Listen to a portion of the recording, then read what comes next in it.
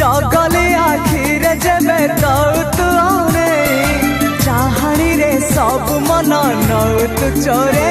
श्रावण हेबी तोर तुम श्रावणी श्रावण हेबी तोर तुम श्रावणी कई फूल रंग तोर मुह चांदनी